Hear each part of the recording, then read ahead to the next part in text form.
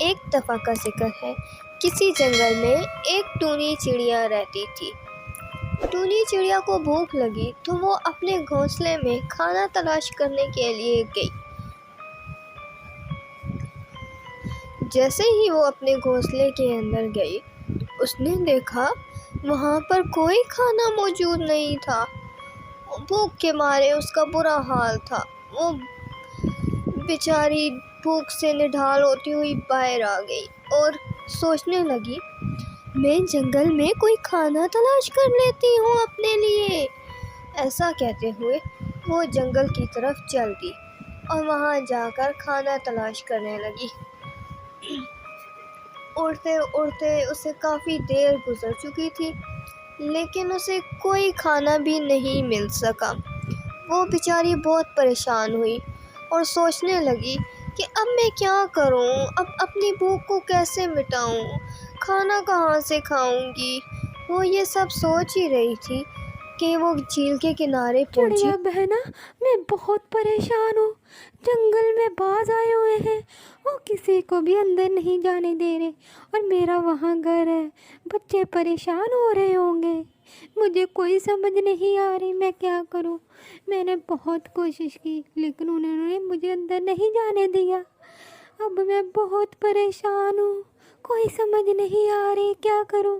جی بہنا، پریشان نہیں ہو، کچھ کرتے ہیں، ہو سکتا ہے کوئی ہمارے لیے راستہ نکل آئے۔ جی بہنا، ہمیں کچھ نہ کچھ جلدی کرنا ہوگا تاکہ ہم بچوں کو وہاں سے لے آئیں۔ میں بہت پریشان ہوں، انہوں نے تو سارے راستے بند کیے ہوئے ہیں۔ دونوں چڑیاں بہت پریشان ہوتی ہیں اور سوچ رہی ہوتی ہیں اب کچھ نہ کچھ ضرور کریں۔ چڑیا بہنا، ذرا جلدی جاتے ہیں، ایسا نہ ہو کہ ہم لیٹ ہو جائیں۔ جی بہنا، ہم ابھی چلتے ہیں، اور ہو سکتا ہے وہاں سے باز چلے گئے ہوں اور بچے پرامن ہوں، محفوظ ہوں۔ میں دعا کرتی ہوں تمہارے بچے محفوظ ہوں، کسی قسم کا کوئی نقصان نہ ہوا ہو۔ دونوں چڑیاں وہاں سے چلی جاتی ہیں۔ ٹونی چڑیا چڑیا بہن کی مدد کے لیے وہاں سے نکل پڑتی ہے۔ جب وہ جنگل میں پنکی چڑیا کے گھونسلے کے پاس پہنچتے ہیں تو پنکی چڑیا یہ دیکھ کر بہت زیادہ خوش ہوتی ہے کہ اس کے بچے تو بالکل ٹھیک ہیں، خیر خیریت سے ہیں اور سلامتی سے ہیں، انہیں چیل نے نہیں کھایا۔ تو وہ واپس جانے لگتی ہے۔ ادھر پنکی چڑیا کی بہن یہ سب دیکھتے ہوئے جنگل میں ایک جادوئی چکی چپکے سے چھوڑ جاتی ہے۔ جب یہاں سے پنکی چڑیا ٹونی چڑیا گزرتی ہے تو دیکھتی ہے کہ یہ تو چکی خود بخود چل رہی ہے، کچھ تو راز ہے اس چکی میں۔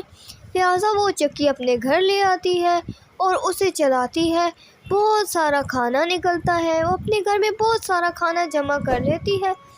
پھر وہ جنگل میں جاتی ہے اور جا کر جنگل کے تمام پکشیوں کو بتاتی ہے کہ میرے پاس جادوئی چکی ہے، اب تم لوگوں کو فکر کرنے کی کوئی ضرورت نہیں ہے، اب تم سب لوگ بالکل آزادی سے جتنا چاہو مجھ سے کھانا لے سکتے ہو، میں تم لوگوں کو سارا کھانا فری میں دوں گی۔ یہ سن کر سب پکشی بہت زیادہ خوش ہو جاتے ہیں اور ٹونی چڑیا کا شکریہ ادا کرتے ہیں۔ یہ کہتے ہوئے ٹونی چڑیا وہاں سے چلی جاتی ہے اور کالو کوا کہنے لگتا ہے، میں تو چلا ٹونی چڑیا کے پاس کھانا لینے۔ ایسے سب جانور ہنسی خوشی رہنے لگتے ہیں۔